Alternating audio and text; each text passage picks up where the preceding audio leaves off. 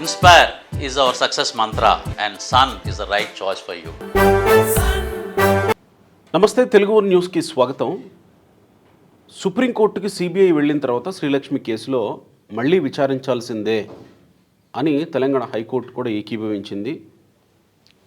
అయితే ఈ క్రమంలో మళ్ళీ శ్రీలక్ష్మి మీద విచారణ జరిగితే కేసు ఇటువైపు తిరుగుతుంది. శ్రీలక్ష్మి దోషిగా తేలుతుందా?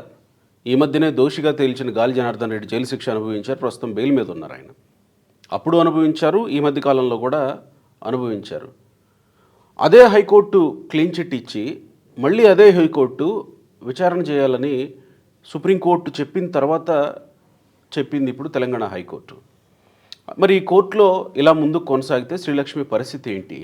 ఏం తేల్చడానికి ఇంకా విచారణ కొనసాగుతుంది. సిబిఐ ఏం తేల్చబోతుంది దీంట్లో? ఆ తర్వాత అసలు శ్రీలక్ష్మి చేసిన తప్పేంటి? అప్సాన్ రాయేష్ గారు ప్రముఖ రాజకీయ సామాజిక విశ్లేషకులు ఉన్నారు. నమస్కారం రాయేష్ గారు. నమస్కారం. మొదట అసలు శ్రీలక్ష్మి చేసిన తప్పేంటి?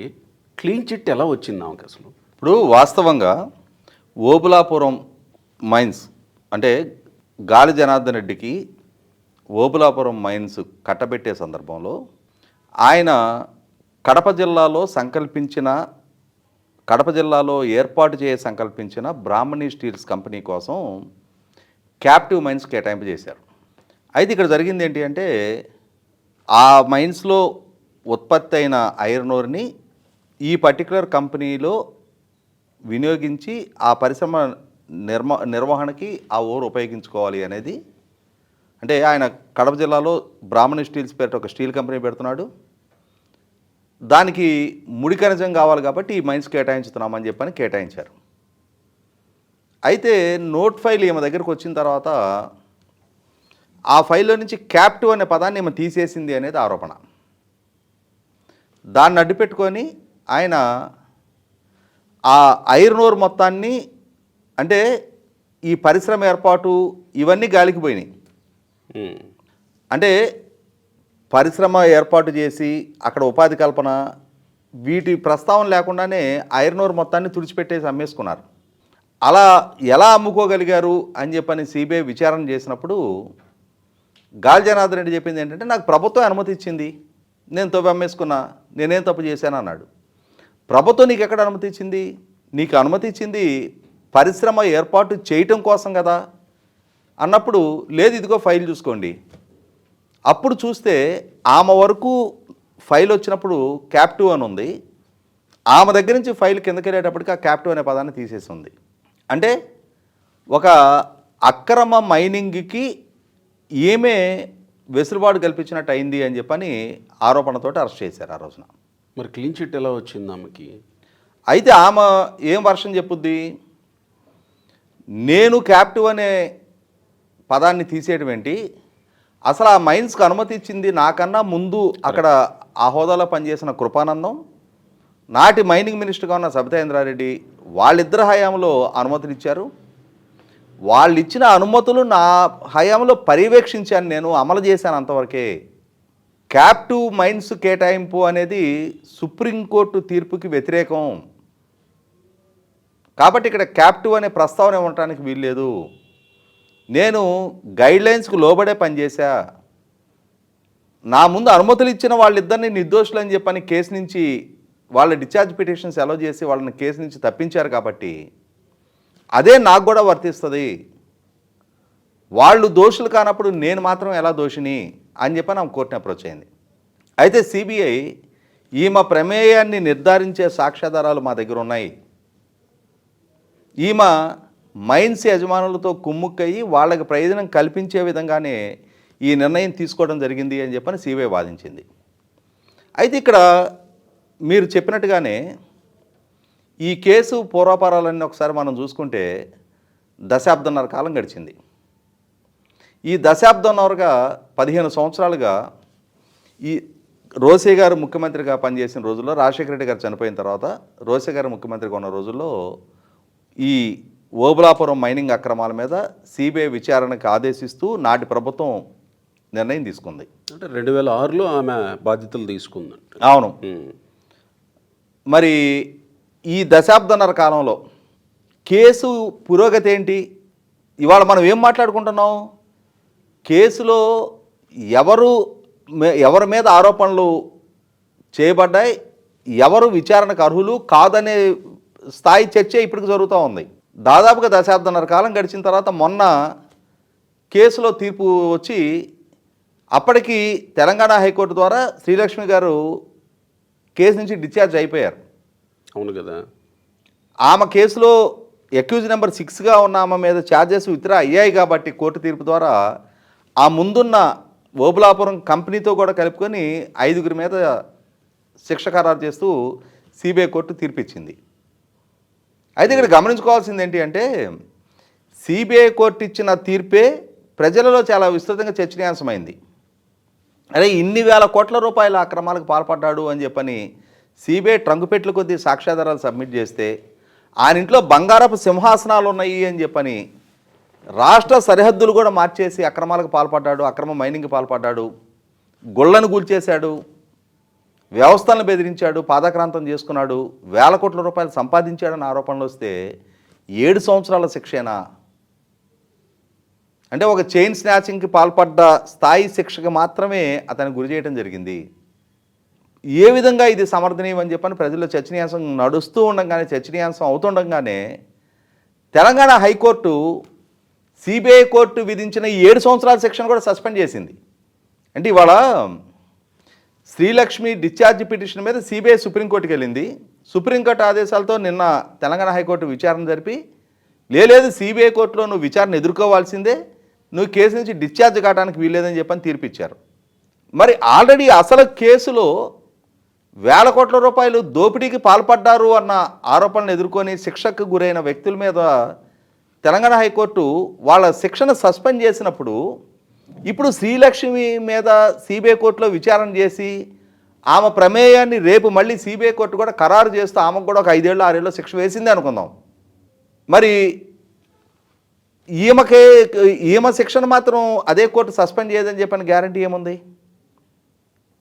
ఇవాళ దీంట్లో ఒక్క మాట, దీంట్లో సబితాయింద్ర రెడ్డి ఇచ్చిన క్లీన్ చిట్ కూడా వర్తిస్తున్నా ఇక్కడ? అదే హైకోర్టు కదా? అదే హైకోర్టు. అంటే ఇక్కడ సబితాయింద్రారెడ్డి గారు కృపానందం గారి మీద ప్రస్తుతానికి ఇంకా సిబిఐ సుప్రీంకోర్టు వరకు వెళ్ళలేదు.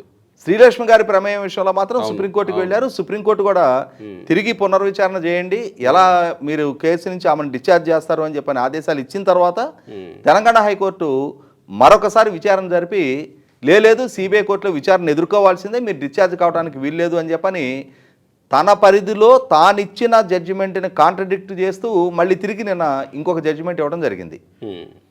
అయితే ఇక్కడ నా వైపు నుంచి వ్యక్తమవుతున్న ప్రశ్న కూడా ఏంటి అంటే, లేవనెత్తబడుతున్న ప్రశ్న కూడా, ఇప్పుడు సిబిఐ కోర్టు విచారణ జరిపింది అనుకుందాం, రేపు శ్రీలక్ష్మి పాత్రను నిర్ధారించింది అనుకుందాం, శ్రీలక్ష్మికి శిక్ష ఖరారు చేసింది అనుకుందాం, మళ్ళీ తిరిగి ఇదే హైకోర్టు ఆ శిక్షను కూడా సస్పెండ్ చేయదని గ్యారంటీ ఏంటి?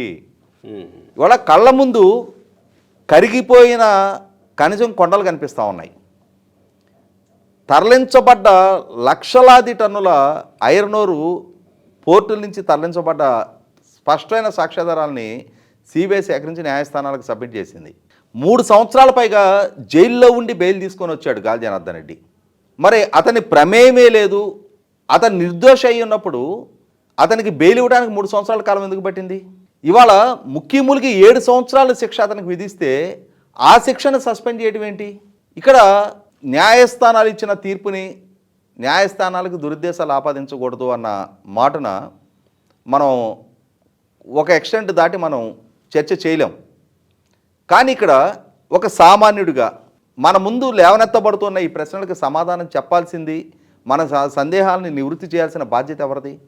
ఇప్పుడు ఇదే హైకోర్టు శ్రీలక్ష్మిని కేసు నుంచి డిశ్చార్జ్ చేసింది. ఇదే హైకోర్టు ఇప్పుడు విచారణ ఎదుర్కోమంటుంది. విచారణ ఎదుర్కొన్న తర్వాత రేపు ఆమెకు శిక్ష ఖరారు చేస్తూ మళ్ళీ అదే కేసు హైకోర్టుకు వచ్చిన రోజున ఆ శిక్షను ధృవీకరిస్తూ మళ్ళీ హైకోర్టులో సిబిఐ కోర్టు తీసుకున్న నిర్ణయాన్ని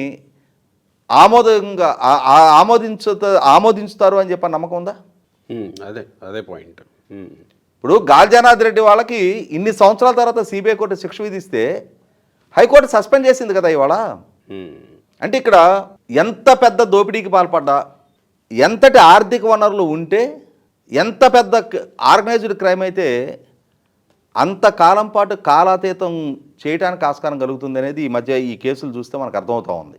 సో సిబిఐ కోర్టు శిక్ష వేసిన తర్వాత హైకోర్టు దాన్ని డిస్మిస్ చేయొచ్చా? అంటే సిబిఐ కోర్టు తీర్పు పట్ల మాకు అన్యాయం జరిగింది అని చెప్పని హైకోర్టుని అప్రోచ్ అయ్యే హక్కు ఆ కేసులో శిక్షకు గురైన వాళ్ళకు ఉంటుంది. అయితే ఇక్కడ గమనించుకోవాల్సింది ఏంటి అంటే, మరి ఇంత సుదీర్ఘకాలం విచారణ జరిపి సిబిఐ కోర్టు నుంచి సుప్రీంకోర్టు వరకు విచారణ జరిపి ఆఖరికి బెయిల్ పొందటం కోసం జడ్జిలను కూడా ప్రలోభ పెట్టారు అన్న ఆరోపణ మీద జడ్జిలు కూడా అరెస్ట్ అయిన కేసు కదా ఈ గాలి జనార్దన్ రెడ్డిది. మరి అటువంటి కేసులో శిక్ష ఖరారైన గాలి జనార్దన్ రెడ్డికి హైకోర్టు నుంచి వెసులుబాటు దక్కటం ఏంటి? మరి ఇప్పుడు సిబిఐ సుప్రీంకోర్టుకు వెళ్ళడానికి అవకాశం ఉంటుంది. వెళ్ళాలి, సుప్రీంకోర్టులో ఛాలెంజ్ చేస్తారు. అదే సందర్భంలో ఇప్పుడు శ్రీలక్ష్మిని మళ్ళీ తిరిగి శ్రీలక్ష్మికి కొన్నాళ్ల పాటు సిబిఐ కోర్టులో విచారణ ఎదుర్కోక తప్పదు. సిబిఐ కోర్టులో విచారణ ఎదుర్కొన్న తర్వాత ఒకవేళ ఆమెకి శిక్ష ఖరారైన పక్షంలో ఆమె ఉద్యోగ విధుల నుంచి ఆమెను దూరం చేయడం జరుగుతుంది. ఈలోపు ఆమె రిటైర్ అవ్వకుండా ఉంటే, రిటైర్ అయ్యే లోపు విచారణ పూర్తి. అంటే మనం చూస్తూ ఉంటే మనకు అర్థమవుతుంది ఏంటి అంటే, ఎంత హై ప్రొఫైల్డ్ వ్యక్తుల మీద ఎంత గంభీరమైన ఆరోపణలతోటి ఎంత పెద్ద కేసులు నమోదైనా ఎంత సుదీర్ఘకాలం వాటిని ప్రొలాంగ్ చేయొచ్చు అనేది ఈ కేసులు చూస్తే మనకు అర్థమవుతూ ఉంది. అంటే అంతిమంగా ఆ కేసు విచారణ ప్రారంభించిన అధికారులు వాళ్ళు ఎప్పుడో రిటైర్ అయిపోతున్నారు. కేసు విచారణ చేస్తున్న జడ్జిలు మారిపోతూ ఉంటున్నారు. దీనికి ఒక టైం బాండ్, టైం లిమిట్ ఏమి అంటే ఒక పక్క సుప్రీంకోర్టు ప్రజాప్రతినిధుల మీద నమోదైన కేసులు 1 సంవత్సర కాలంలో విచారణ జరపండి అని చెప్పని నిర్ణయం తీసుకొని 5-6 సంవత్సరాలు అయింది. సుప్రీంకోర్టు ఆ నిర్ణయం వెలువరించి ఎప్పుడు ఎన్వి రమణ గారు ఉన్నప్పుడు, ఎన్వి రమణ గారు సుప్రీంకోర్టు జడ్జిగా ఉన్న టైంలో, ఆ తర్వాత ఆయన సుప్రీంకోర్టు సీజేఐ అయ్యారు. ఆయన తర్వాత ఇంకొక సీజేఐ వచ్చారు, ఆ తర్వాత ఇంకొక సీజేఐ వచ్చారు, ఇప్పుడు 4 ఆయన ఉన్నారు. కానీ అది మాత్రం ఆచరణకు ఇంకా నోచుకోలే. ఒక సంక్లిష్ట పరిస్థితి వాళ్ళ ప్రజల ముందు లేవనెత్తబడతా ఉంది. చట్టం ముందు, న్యాయం ముందు అందరూ సమానులా కాదా? హై ప్రొఫైల్డ్ కేసులు, హై ప్రొఫైల్డ్ వ్యక్తులు, వాళ్ళకు సంబంధించిన కేసుల్లో ఆ కేసుల గ్రావిటీ ఎంతున్నా, ఆ కేసుల్లో ఎంతటి ప్రజాధనానికి నష్టం కలిగినా వాళ్ళకి మాత్రం అడిషనల్ ప్రివిలేజెస్ దక్కుతానే ఉన్నాయి అన్న భావన వాళ్ళ ప్రజల్లో బలపడతా ఉంది. సగటు పౌరుడికి వ్యవస్థల పట్ల మర్యాద కోల్పోవటానికి, నమ్మకం కోల్పోవటానికి దారితీసే పరిస్థితులు. వాస్తవంగా ఏ రోజైతే సగటు పౌరుడు రాజ్యాంగం మీద, చట్టం మీద నమ్మకం కోల్పోతాడో ఆ రోజు సగటు పౌరుడు చట్టాన్ని ధిక్కరించడం మొదలుపెట్టిన రోజున వ్యవస్థలే కుప్పకొల్తాయి.